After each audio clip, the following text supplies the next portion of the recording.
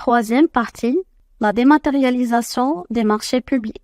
La dématérialisation des procédures. Au niveau de ce diapositive, les procédures.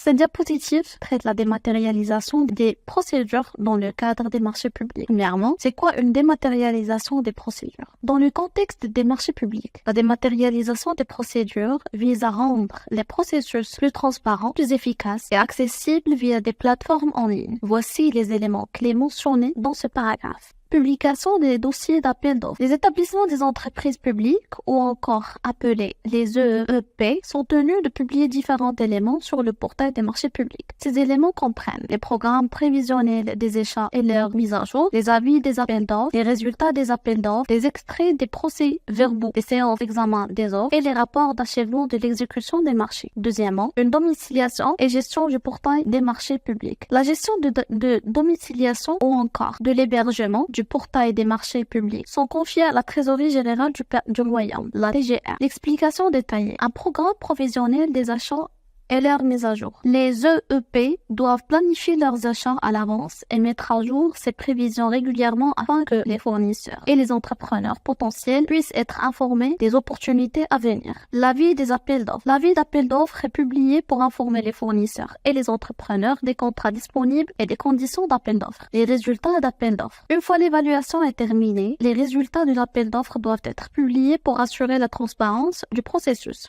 Les extraits des procès-verbaux des séances d'examen des offres. Ces extraits fournissent des détails sur la manière dont les offres ont été évaluées et sélectionnées. Les rapports d'achèvement de l'exécution des marchés.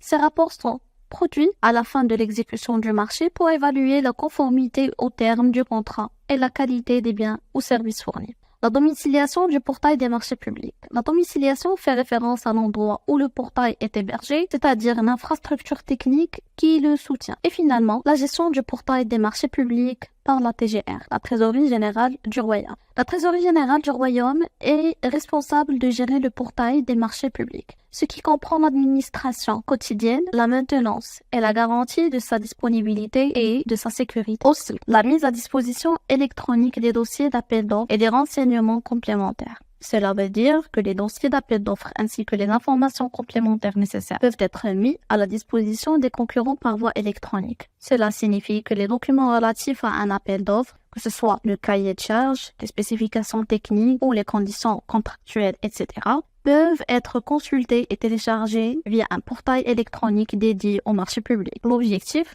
c'est faciliter l'accès à l'information pour les concurrents en rendant les documents disponibles de manière rapide et accessible. Et dernièrement, l'affichage électronique du dépôt et du retrait des plis et des offres. Le dépôt et le retrait des plis et des offres des concurrents peuvent être affichés par voie électronique sur le portail des marchés publics. Cela signifie que les informations concernant les entreprises ayant déposé une offre ayant retiré les documents pour consultation peuvent être publiés en ligne. L'objectif, c'est assurer la transparence du processus d'appel d'offres en rendant visible qui a soumis des plis et qui a retiré des documents. En résumé, ces deux diapositives indiquent que les EEP doivent utiliser le portail des marchés publics pour publier divers documents relatifs aux appels d'offres et à l'exécution du marché. La TGR, ou la Trésorerie générale du Royaume, est chargée de domicilier et de gérer ce portail pour garantir la transparence, l'efficacité des processus d'achat public.